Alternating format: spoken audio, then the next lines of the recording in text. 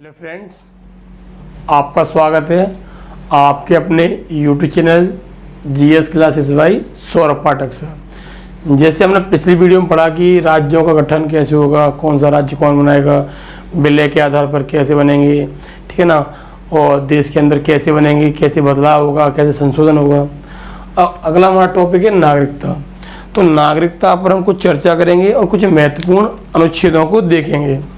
तो पहला पॉइंट तो ये है कि जो नागरिकता है वो संविधान का अगला भाग यानी दूसरा भाग है। तो भारत राज्यों का जो संघ है उसके बाद जो अगला भाग है वो भाग 2 है। तो पहला पॉइंट याद रखिए आप, भाग 2 में किसका प्रावधान किया गया है? हमारा नागरिकता। मोस्ट इंपोर्टेंट क्वेश्चन आएगा, नागरिकता भारत के जो संविधान है वो किस भाग में उल्लिखित की गई है? तो हमारा आंसर होगा भाग 2। फिर अनुच्छेद हमारा 5 से 11। इससे पहले वीडियो में पढ़ाया था कि भारत राज्यों का संघ है अनुच्छेद 1 से 4 तक, और जो नागरिकता है हमारी वो हमारी अनुच्छेद 5 से 11 तक। अब हमने जो भारत के लिए जो नागरिकता का पूरा स्ट्रक्चर लिया है वो कहाँ से ग्रहण किया हुआ है? ब्रिटेन। और ब्रिटेन से हमने कैसी ली हुई है? एकल नागरिकता।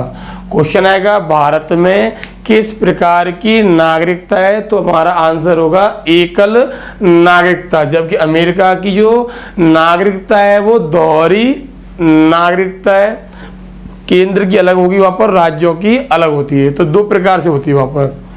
तो पहला पॉइंट जाएगा भारत की नागरिकता है ए एकल, बी दोहरी, सी दोनों और डी नहीं। तो आंसर होगा हमारा एकल। अगला पॉइंट ये है कि हमने नागरिकता का जो प्रावधान है वो लिया है A America, B Ireland, C Britain, D France. तो कहाँ से लिया हमने? फ्रांस से। अब अगला पॉइंट ये है कि हम ये 2 प्रकार से समझते हैं।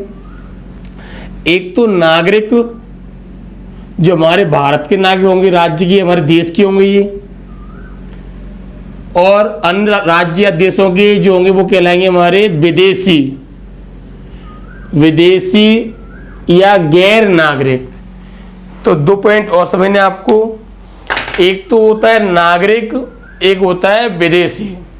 नागरिक जो होगा वो देश का नागरिक होगा, उसे सब अधिकार दिए जाएंगे।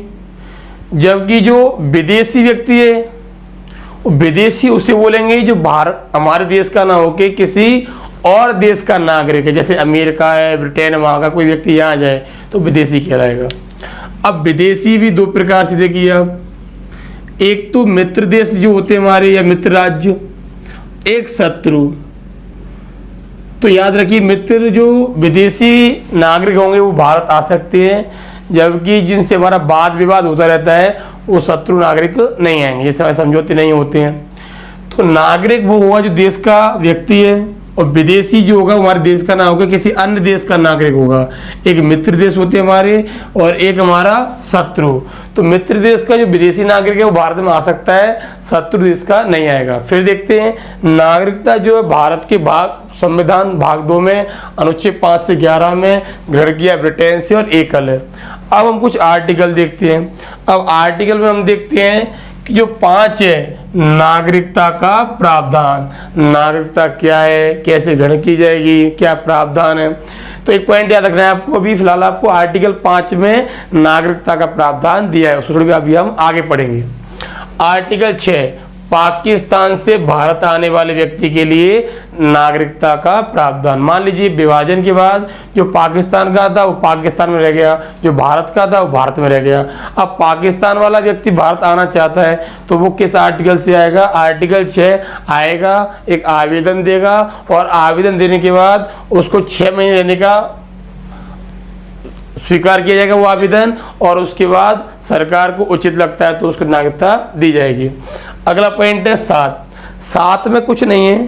7 में आपको ये समझना है कि जो भारत में नागरिक थे वो कहाँ गए? पाकिस्तान।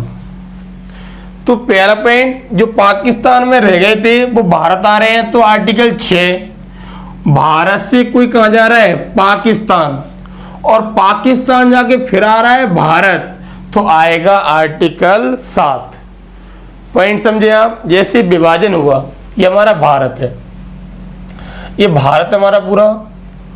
अब भारत जब बना तो इस साइड हमारा पाकिस्तान, जो पाकिस्तान रह गया वो वहाँ का नागरिक है, ये जो भारत में रह गया वो भारत का है। अब पाकिस्तान में कोई रह गया मूल में ही, अब वो आना चाहता है तो वो आएगा, आर्टिकल 6 से एक प्रार्थना पत्र या आवेदन देगा, उसको स्वीकारने के बाद 6 महीने रहने की उसको अनुमति दी जाएगी, उसके बाद सरकार तय करेगी। अगला पॉइंट, आर्टिकल 7, जो भारत में था, भारत से गया पाकिस्तान आर्टिकल 7 से, और पाकिस्तान से पुणे आ रहा है भारत, तो उसे आर्टिकल 7 के तहत अनुमति दी जाएगी और उसे भी एक आवेदन देना पड़ेगा। और आवेदन देने के बाद क्या होगा, वो 6 महीने का उसको आवेदन देना पड़ेगा, उसके बाद सरकार तय करेगी। आर्टिकल 8, अन्य देशों में रहने वाले व्यक्तियों के लिए नागरिकता का प्रावधान। कोई यहाँ का भी नागरिक है, कोई बाहर का भी है। अब बाहर वो जॉब कर रहा है या उसने उद्योग में पैसा इन्वेस्ट किया है, तो याद रखिए अन्य देश में जो रह रहा है उनके लिए भी नागरिकता का प्रावधान है, समय समय पर वो आवेदन भेजते रहें। फिर आर्टिकल 11, अगर नागरिकता के जो नियम है उनमें कोई बदलाव करना है तो बदलाव कौन करेगी, संसद। तो एग्जाम में आता है नागरिकता के नियम में अगर बदलाव करना है तो कौन करेगी, संसद। और संसद किस आर्टिकल से करेगी, आर्टिकल 11। क्या नियम होने चाहिए, क्या उनके लिए प्रावधान होना चाहिए, कितना समय होना चाहिए, ये सब जो नियम बनाएगी वो कौन बनाएगी, हमारी संसद। तो एक बार फिर समझिए आप, सिंपल है बिल्कुल, कुछ कठिन नहीं उसके अंदर। 5 क्या क्या प्रावधान उसको हम आगे पढ़ेंगे। आर्टिकल 6 में कुछ नहीं है, जो पाकिस्तान में रह रहा है मूल में ही, वो भारत आना चाहता है तो आर्टिकल 6 और आवेदन देगा। वो जो भारत से पाकिस्तान गया और पाकिस्तान से फिर भारत आने के लिए विचार कर रहा है तो आर्टिकल 7 से। आर्टिकल 8 में अन्य देशों में जो रह रहे हैं वो आवेदन करते रहे। और 11 जो है नागरिकता पर संसद को नियम बनाने का अधिकार, संसद हमेशा जो भी ये बदलाव कर देगी। अब एक बदलाव देखिए आप, एक अधिनियम आया था, नागरिकता अधिनियम 1955, मोस्ट इंपोर्टेंट एग्जाम में आएगा कि नागरिकता अधिनियम कब आया था, 1955, मोस्ट इंपोर्टेंट। अगला पॉइंट, जन्म। तो इसमें प्रावधान किया गया कि कोई भी भारत का नागरिक कैसे हो सकता है, तो ये हमारे प्रकार है भारत का नागरिक बनने के लिए। अब पहला पॉइंट तुम्हारा ये होगा, कोई भी व्यक्ति जन्म से क्या होगा, भारत का नागरिक। अब जन्म से का अर्थ ये है कि 26 जनवरी 1950 के बाद जन्मा प्रत्येक व्यक्ति क्या होगा, भारतीय। 26 जनवरी 1950 के बाद जन्मा प्रत्येक व्यक्ति क्या होगा, भारतीय। लेकिन इसका अर्थ ये होगा कि उसके माता पिता कहाँ से हो, भारत से। तो याद रखिए 26 जनवरी 1950 के बाद जन्मा प्रत्येक व्यक्ति क्या होगा, भारत का नागरिक, लेकिन उसके माता या पिता में से कोई क्या हो, भारतीय। अब इसका अर्थ ये भी है, कोई अन्य देश का राजदूत या नियुक्त किया गया है और उसके बच्चे का जन्म भारत में होता है तो भारत का नागरिक नहीं होगा, वो विदेशी नागरिक है।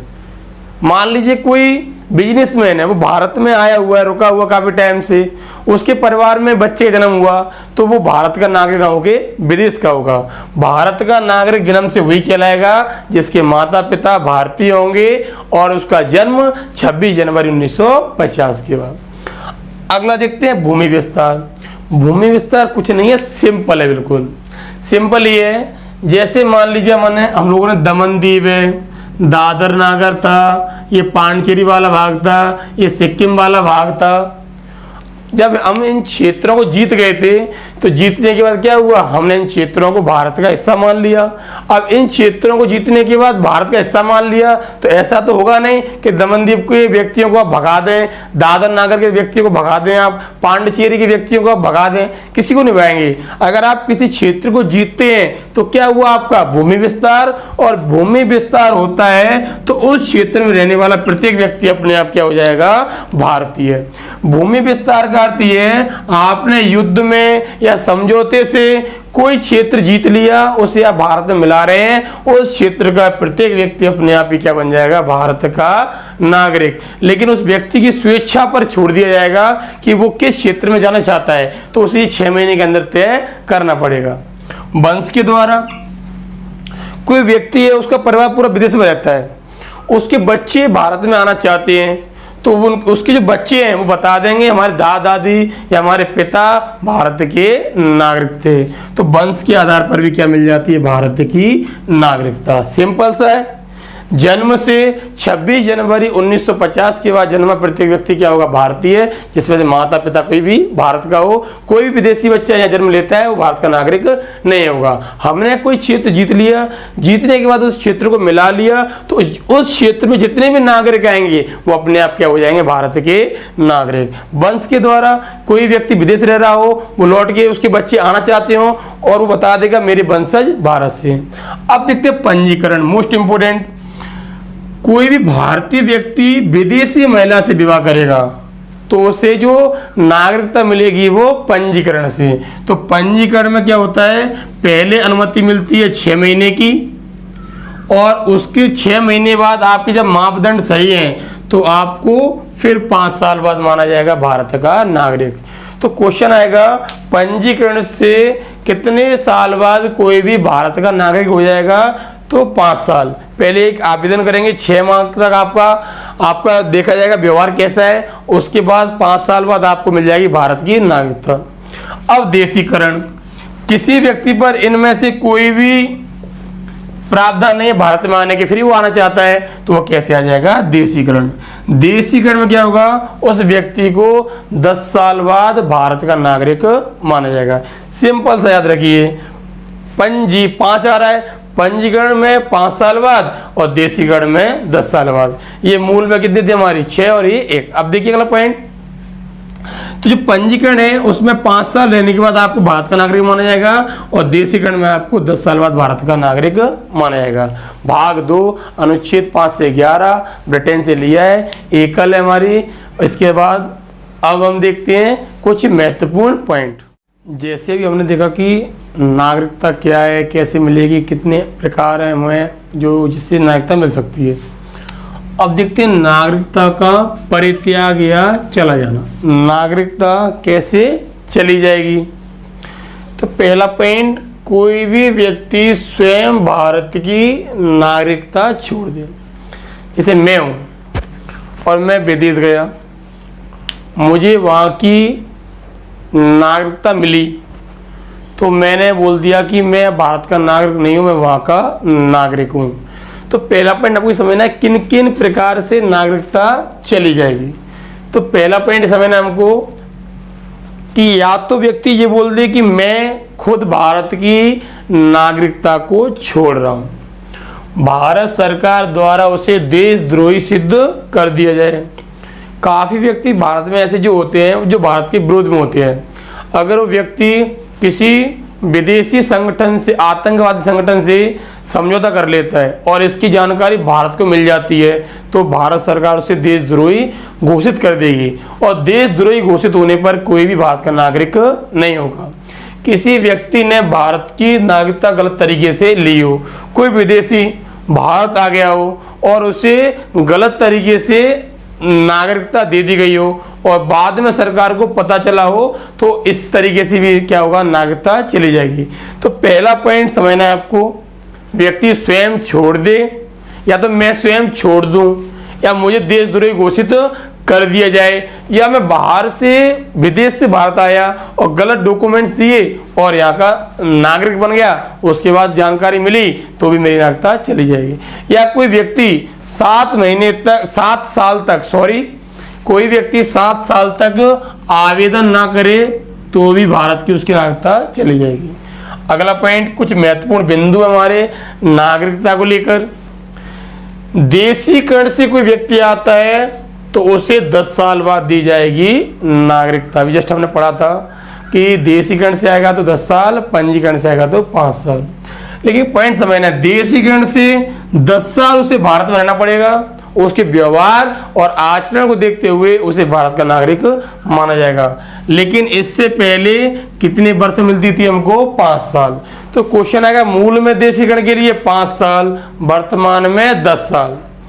अब पंजीकरण के लिए वर्तमान में 5 साल को निर्धारित किया गया है। किसी व्यक्ति के व्यवहार आचरण को देखते हुए 5 साल बाद उसे भारत का नागरिक माना जाएगा, जो पहले कितने थे, केवल 6 माह। अगला पॉइंट, बिना कोई सूचना दिए कोई व्यक्ति देश के बाहर रहता है तो 7 साल में क्या होगा, उसकी नागरिकता चली जाएगी। जैसे मैं हूं और मैं विदेश चला गया और वहां से मैंने कोई आवेदन नहीं किया, कोई जानकारी नहीं दी, तो मेरी नागरिकता क्या होगी, चली जाएगी। नागरिकता प्रावधानों को कब लागू किया गया था, 1949।